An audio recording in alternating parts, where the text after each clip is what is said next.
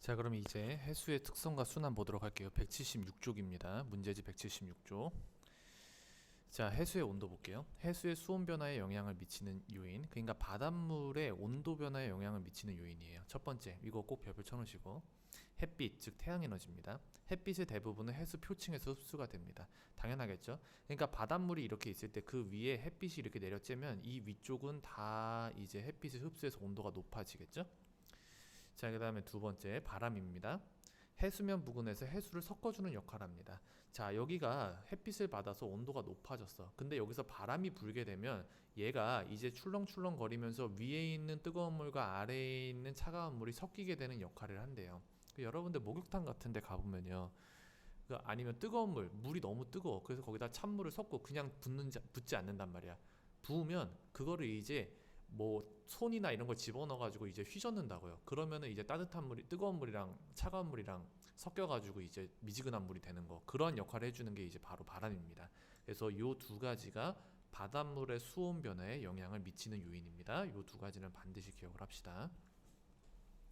자, 해수의 층상 구조, 즉 바닷물에 이제 구조가 있는데 그 구조를 한번 보자는 거죠. 해수는 깊이에 따른 수온 변화에 따른 혼합층, 수온약층, 그 다음에 심해층으로 구분이 됩니다. 자, 그러면 각각의 특징을 한번 봅시다. 혼합층. 자, 옆에 오른쪽에 표에 보시면 여기 한 요 정도, 깊이 한 150m 정도 되는 여기를 혼합층이라고 합니다. 특징을 보시면 태양 에너지를 흡수하여 수온이 높아요. 왜? 햇빛을 직접적으로 받는 곳이니까. 그리고 바람에 의해 해수가 섞이면서 수온이 일정합니다. 자, 햇빛에 의해서 온도가 높아져도 바람이 불면 이게 바람에 의해서 섞이는 층이기 때문에 연중 수온이 일정한 층이 바로 혼합층입니다. 이 특징을 꼭 알아두세요.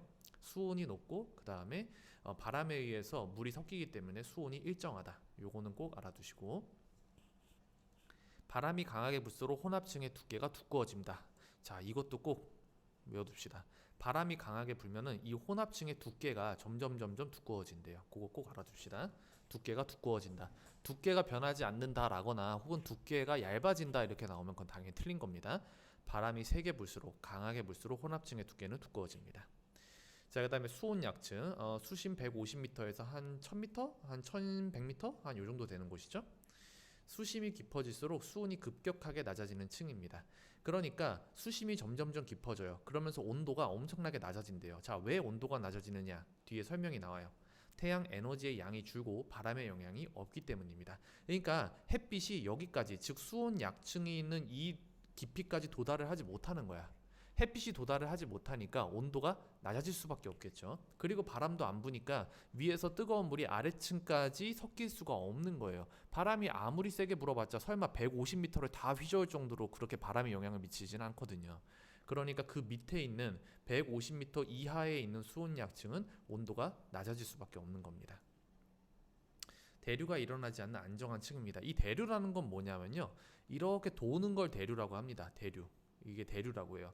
여러분, 그 대류의 대표적인 게 따뜻한 공기는 위로 올라가고 차가운 공기는 아래로 내려온다. 그래서 이게 계속해서 반복해서 발생을 하는 거, 이게 대표적인 대류입니다.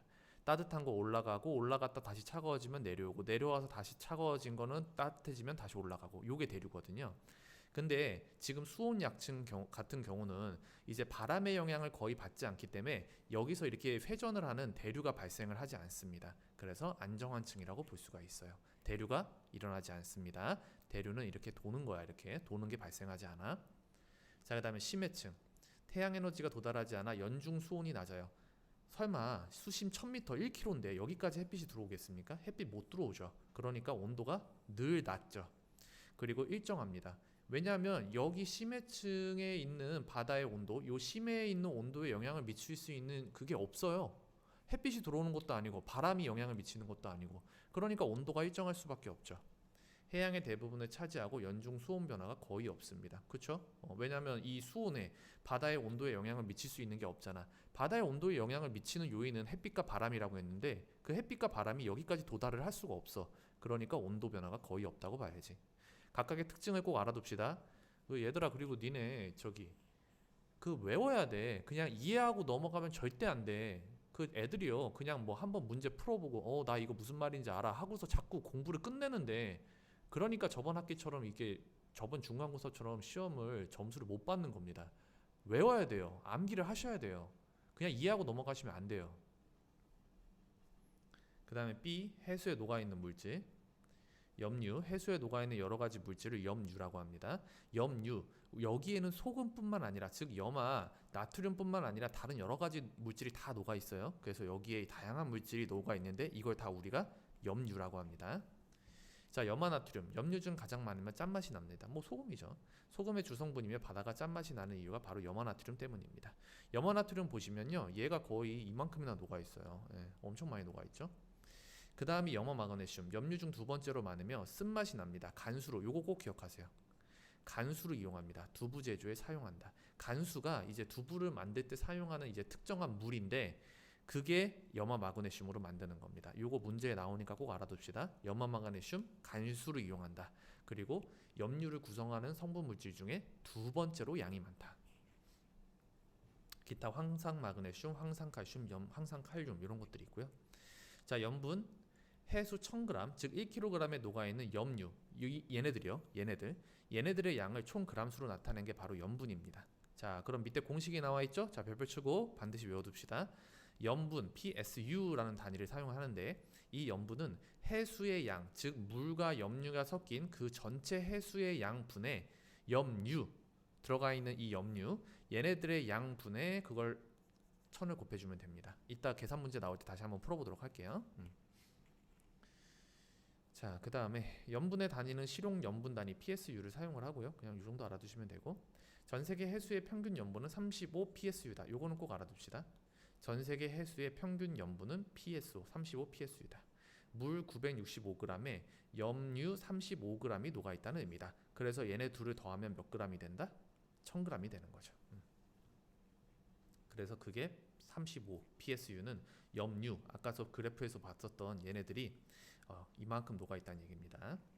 자, 염분의 변화. 염분은 여러 가지 요인의 영향을 받아 변하며 지역이나 계절에 따라 다릅니다. 지역이나 계절에 따라서 염분은 다릅니다. 염분. 자, 그럼 염분이 어떤 조건에 의해서 달라지는지 밑에 표를 볼게요. 자, 염분이 높은 바다, 그러니까 더 짠 바다. 얘는 덜 짠 바다. 더 짠 바다를 볼게요. 증발량과 강수량. 증발량, 물이 날아가는, 공기 중으로 날아가는 양이 더 많으면 염분이 당연히 더 높습니다. 이게 뭐랑 똑같은 원리냐면은, 여러분 라면 있잖아요. 라면 끓일 때 우리가 계속 끓이게 되면 물이 점점 쫄죠. 그러면 그거 맛 어때요? 점점 짜지죠. 그거랑 같은 의미야. 염분이 낮은 바다는 당연히 강수량. 강수량은 그 물의 형태로 내리는 거, 뭐 눈, 비, 안개, 뭐 이슬 이런 걸 다 포함한 게 강수량이야. 그러한 것들이 더 많을 때 염분이 낮겠죠. 이거 라면 끓일 때 물 많이 부으면 싱거워지잖아요. 그거랑 같은 원리죠. 그 다음에 하천과 지하수의 유입량. 하천과 지하수가 흘러들지 않는 바다는 당연히 염분이 높겠죠. 물이 안 들어오니까. 근데 하천 지하수가 흘러들면은 그냥 소금이 들어있지 않은 그냥 맹물, 그걸 우리가 앞에서 담수라고 배웠었죠. 담수가 흘러들어오니까 당연히 염분이 낮아지겠죠. 물이 계속 섞여지니까. 그 다음에 바닷물의 결빙과 해빙. 결빙이 일어나는 바다. 결빙이라는 건 뭐냐면요, 그 바닷물이 액체 상태로 있다가 얼음 상태로 그 물만 자꾸 빠져나간다는 얘기예요. 그러니까 물이 100g 있었는데 그게 얼음으로 자꾸 빠져나가. 물 100g에 소금 10g 녹아 있었는데 물 100g이었던 게 자꾸 얼음으로 빠져나가서 진짜 물이 점점 줄어들어. 90g, 80g, 나머지는 다 얼음으로 빠져나가고. 그러면 당연히 바닷물이 남아있는 물이 양이 적어지니까 짜지겠죠. 그 염분이 높아지겠죠. 거꾸로 해빙, 얼어있던 얼음이 거꾸로 이제 녹기 시작을 해. 점점점 녹아서 물의 양이 점점점 많아져. 얼음으로 있었던 게 점점 녹으면서 물의 양이 많아져요. 그러면 당연히 물의 양이 많아지니까 염분이 낮아지겠죠. 그죠? 그래서 요거 내용 잘 이해해야 된다. 오케이, 그 정도 보시면 되고, 자, 이제 오른쪽 페이지 한번 볼게요. 염분비 일정 법칙. 해수에 녹아있는 염류의 양은 해역마다 다르지만 녹아있는 양은 달라. 자, 그 다음 밑줄 쳐놓으세요. 염류가 차지하는 비율은 어느 해역에서나 항상 일정합니다. 그러니까 그 지역마다 녹아있는 염분의 양은 다를 수 있지만 그 들어있는 비율은 다 똑같다는 거예요. 왜 그러냐? 해수가 끊임없이 이동하면서 섞이기 때문에. 이것도 꼭 알아둡시다. 자, 그럼 볼게요.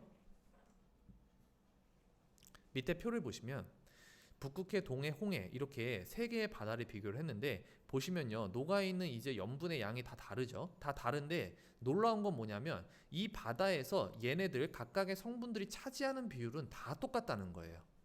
얘네가 녹아있는 양은 다를지 모르지만 거기서 차지하는 비율은 염화나트륨, 즉 짠맛을 내는 그 소금의 주성분인 염화나트륨은 북극해에서도 77.7%를 차지하고 그 바닷물에 들어있는 성분 중에 그 바닷물의 성분 중에서 북극해에서도 염화나트륨은 77%, 77.7%, 동해바다에서도 77.7%, 홍해바다에서도 77.7%를 차지한다는 거예요. 단 거기 들어있는 양은 다를 수 있어. 양은 다를 수 있지만 각각의 성분이 차지하는 비율은 전 세계 바다가 다 동일하다. 왜? 해수가 계속해서 끊임없이 그 물을 섞고 있기 때문에 거기 들어있는 비율은 늘 일정하다는 거예요. 측정을 했을 때 동해바다에서도 염화나트륨은 77.7%가 들어있는 거고 뭐 저기 여기 홍해에 가도 77.7%가 들어있고 북극에 가도 바닷물에는 염화나트륨의 비율은 77.7%가 들어있다는 겁니다. 나머지는 다 마찬가지고요. 네. 그래서 요거 꼭 기억합시다. 염분비 일정 법칙이라고 해요. 전 세계 어느 바다를 가든지 그 염류를 구성하는 구성 성분들의 비율은 다 동일하다. 하지만 양은 다를 수 있다. 들어있는 양은 다를 수 있다. 자, 그 다음에 C. 우리나라 주변의 해류. 바다에서 일정한 방향으로 나타나는 지속적인 해수의 흐름. 그러니까 이걸 사람들이 흔히 뭐라고 하냐면 바다 속에 있는 바다의 물길이라고 얘기를 해요. 우리가 바다는 흐르지 않는다고 생각을 하겠지만 바다도 흐릅니다. 안에 흐르는 물길이 있어요. 강이 흐르듯이.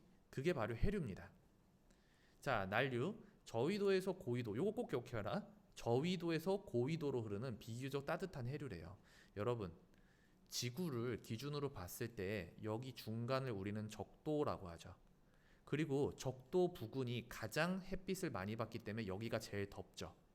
여기가 제일 더운 곳이에요. 적도 지방이 제일 덥거든요. 여기서 있는 게 난류인데 여기서 뜨거운 물이 저 위쪽의 남극이나 북극으로 흐르는데 그게 바로 난류입니다. 따뜻한 곳에서 뜨거워진 물이 차가운 곳으로 흐르는 게 난류입니다. 자, 한류는 이제 여러분 한파 이런 말 들어보셨죠? 이거 차갑다는 얘기죠. 고위도에서 저위도로 흐르는 비교적 차가운 해류입니다. 자, 얘는 적도 기준으로 여기 북극, 여기 남극 했을 때 위에 있는 차가운 물이 밑에 쪽에 적도 지방 쪽으로 이렇게 흐르는 겁니다. 얘는 거꾸로 남극에서 이렇게 적도 지방 쪽으로. 요게 이제 한류입니다. 차가운 물이에요. 차가운 지역에서 따뜻한 지역으로 흐르는 거. 구별 잘 하시고. 자, 우리나라 주변 해류를 볼게요. 우리나라 주변 해류. 난류와 한류가 모두 흐릅니다. 따뜻한 바닷물과 차가운 바닷물 두 개가 모두 흐릅니다. 자, 그래서 여기 보면은 지도에 잘 표시가 되어 있는데 각각의 특징을 볼게요. 자, 황해 난류. 자, 여기 서해안 쪽에서 흐르는 황해 지역에서 흐르는 게 황해 난류야. 난류라고 해서 따뜻한 물. 밑에 적도지방, 뜨거운 적도지방에서 올라오는 물이야. 황해를 흐르는 따뜻한 해류입니다. 태평양을 흐르는 해류, 쿠로시오 해류에서 일부가 갈라져 나온 것입니다. 그러니까 여기 있는 따뜻한 난류인 쿠로시오 해류, 여기서 갈라져 나온 게 바로 황해 난류입니다. 자, 그 다음에 동한 난류가 나오는데 동한 난류, 여기 있죠. 동한 난류. 얘도 따뜻한 물이야. 동해를 흐르는 따뜻한 해류입니다. 태평양을 흐르는 해류에서 일부가 갈라져 나온 것입니다. 그래서 여기서 이렇게 갈라져 나온 거고요. 그 다음에 북한 한류, 저 위에 러시아 지역 추운 곳에서 내려오는 바닷물이에요. 동해를 흐르는 차가운 해류고요. 북쪽에서 남쪽으로 흐릅니다. 위에서 아래로 내려옵니다. 자, 근데 얘들아 여기 봐봐. 여기 보면 북한 한류는 차가운 물이라고 해서 위에서 아래로 내려온다고 했지. 동한 난류는 따뜻한 곳에서 위로 올라간다고 그랬지. 그 차가운 바닷물과 따뜻한 바닷물이 만나는 지역을 우리는 뭐라고 부르냐면 여기 조경수역이라고 해요. 조경수역. 요 말을 꼭 기억합시다. 조경수역. 자, 조경수역의 특징을 한번 볼게요. 난류와 한류가 만나는 해역으로 좋은 어장이 형성됩니다. 좋은 어장. 즉 따뜻한 물에 사는 물고기들도 올라오고 그 다음에 차가운 물에서 살던 물고기가 위에서 내려오고, 그러니까 차가운 물에 사는 물고기, 따뜻한 물에 사는 물고기 두 군데가 만나는 곳이 바로 조경수역이야. 그러니까 물고기의 종류가 되게 많겠지. 우리나라의 동해에서는 동한 난류와 북한 한류가 만나 조경수역을 형성합니다. 조경수역은 우리나라의 동해바다에서 형성이 되어집니다. 여기에서. 한류가 강하게 흐르는 겨울에는 조경수역의 위치가 남하하고, 겨울에는 조경수역이 이 북한에서 내려오는 이 차가운 바닷물의 힘이 세기 때문에 이 조경수역의 위치가 밑으로 내려온대요. 그리고 난류가 강하게 흐르는 여름, 따뜻한 물, 뜨거운 여름에는 이 동안 난류의 힘이 세지기 때문에 위로 밀고 올라가는 거야. 그러면 조경수역의 위치도 약간 위쪽으로 이동을 하겠죠. 그죠? 그래서 만약에 문제에 조경수역의 위치는 계절에 상관없이 일정하다. 이렇게 나오면 틀리는 거예요.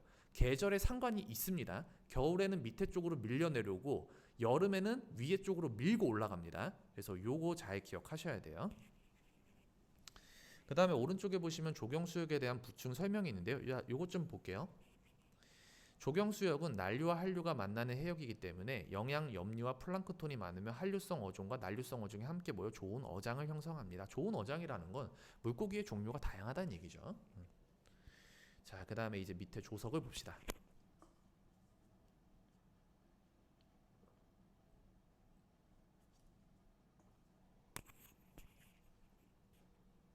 자, 조석을 보시면 조석, 해수면의 높이가 주기적으로 높아졌다 낮아지는 현상입니다. 자, 그거를 이제 만조와 간조로 나눌 수가 있는데 만조, 밀물로 해수면의 높이가 가장 높아졌을 때가 만조예요. 밀물이라는 건 물이 밀고 들어온다죠. 물이 밀고 들어온다. 땅 쪽으로. 그러면 땅 쪽으로 밀고 들어오니까 물의 높이가 높아지겠죠. 하루에 2회 일어나고요. 간조, 썰물, 물이 빠져나간다. 물이 빠져나가는 썰물 때 해수면의 높이가 가장 낮아집니다. 그쵸? 바닷물이 이렇게 있다가 여기가 만약에 모래사장이 있고 바닷물이 여기까지 찼었는데 이제 간조가 되면 물이 다 빠져나가서 갯벌이 드러나게 되죠. 그게 간조입니다. 하루에 2회 일어납니다. 그러니까 하루 중에서 만조와 간조는 합쳐서 총 몇 회? 총 4회가 발생을 하게 됩니다. 들어왔다 나갔다 들어왔다 나갔다. 자, 조차 만조와 간조 때의 해수면의 높이 차로 매일 조금씩 변합니다. 조차는 매일 변해요. 자, 오른쪽에 보시면 이제 여기 나와 있죠. 조류. 여기 좀 보고 갈게요. 조석에 의해서, 즉 해수면의 높이가 주기적으로 높아졌다 낮아지는 바로 그 조석에 의해서 나타나는 해류의 흐름을 조류라고 하는데 보통 하루에 2회의 만조와 간조에 따라 그 방향이 4번 바뀌게 됩니다. 한 번 들어왔다가 나가면은 2번, 그리고 다시 들어왔다 3번, 다시 나가면 4번, 이렇게 4번 방향이 바뀌게 됩니다. 조차, 서해안은 조차가 매우 커서 조력 발전에 유리합니다. 얘들아, 서해안은 조차, 즉 바닷물의 높이가 물이 들어와서 높아졌다가 낮아지는 그 차이가 매우 크기 때문에 조력 발전에 유리하대요. 이걸 가지고 발전을 할 때 유리하답니다. 서해안이요. 이거 동해안이라고 쓰면 틀려. 동해안은 조차가 크지가 않아. 서해안이 조차가 큰 거야. 서해안. 갯벌이 있는데. 자, 그 다음에 다시 본 내용 볼게요. 자, 조석의 이용, 바닷물이 높아졌다 낮아지는 그것을 이용하는 거. 만조일 때, 즉 물이 높아졌을 때, 그때는 고깃잡이 배가 바다로 이동을 하면 됩니다. 왜? 물이 들어왔잖아. 물이 들어왔으니까 그 물 위에 배가 떠 있으면 되잖아. 그래서 그 물 타고 나가면 되잖아. 간조일 때, 물이 다 빠져나갔을 때, 물이 다 빠져나갔으니까 이제 바닷물 안에 잠겨져 있던 갯벌이 드러나겠죠. 그 갯벌에서 조개나 굴을 캘 때, 혹은 바다 갈라진 체험, 이러한 것들을 바로 간조일 때, 물이 다 빠져나간 썰물일 때 하면 된다는 겁니다. 그러니까 만조일 때는 이게 밀물이고 간조일 때는 썰물이라고 보시면 되는 거죠. 자, 그 다음에 이제 넘겨볼게요. 넘겨보면은 이제 문제 나오는데 요거 한번 이제 같이 봅시다. 자, 이거는 무슨 실험이냐면요. 이제 깊이에 따라서 이제 그리고 전등을 켰대요. 이제 전등을 켜놨대요. 여기 수면 밑중을 적외선 등으로 비췄다고 했는데 여기를 비추게 되면 이제 적외선 등이 빛을 비추니까 이제 수면의 온도가 높아지게 되겠죠? 자, 수온이 일정했을 때 온도계의 눈금을 기록한 후 그래프를 그린다. 그랬을 때 이 실험에서 적외선 등이 하는 역할은 바로 햇빛의 역할이고요. 그러면 이제 A가 온도가 가장 높아지겠지? 자, 그 다음에 적외선 등을 켠 상태에서 수면의 선풍기로 바람을 일으켜 수온이 다시 일정해졌을 때 온도계의 눈금을 기록한 후 그래프를 그린다. 자, 이제 선풍기 틀어놨대. 선풍기는 이게 바로 바람의 역할을 나타내는 거죠. 그런 바람의 선풍기를 틀면은 얘네가 뜨거웠던 물이 아래에 있는 물과 섞이면서 온도가 일정해지겠죠. 그지? 자, 그럼 한번 볼게요. 자, 적외선 등만 비추었을 때 수면 부근에서 열을 가장 많이 흡수하여 깊이가 길어질수록 수온이 점점 어떻게 된다? 낮아집니다. 즉 여기에서만 열을 다 흡수하기 때문에 여기는 온도가 높지만 점점점 내려갈수록 온도가 낮아지겠죠? 그래서 깊이가 깊어질수록 온도가 낮아진다. 지금 깊이가 가장 깊은 E를 보면은 26도죠. 근데 깊이가 가장 낮았던 A를 보시면 28도죠. 그죠? 그래서 낮아진다. 깊이가 깊어질수록.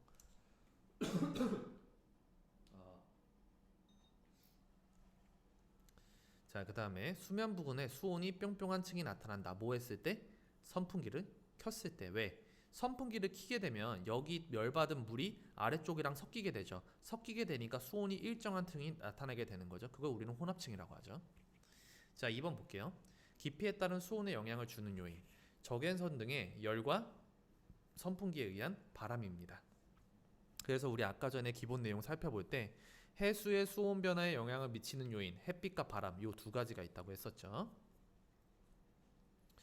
자, 그 다음에 해수의 연직 수온 분포는 태양 에너지와 바람에 의해 나타나는데 깊이에 따른 분포를 기준으로 혼합층 햇빛을 흡수하고 바람에 의해서 그 바닷물이 섞여서 온도가 일정하다고 그랬죠.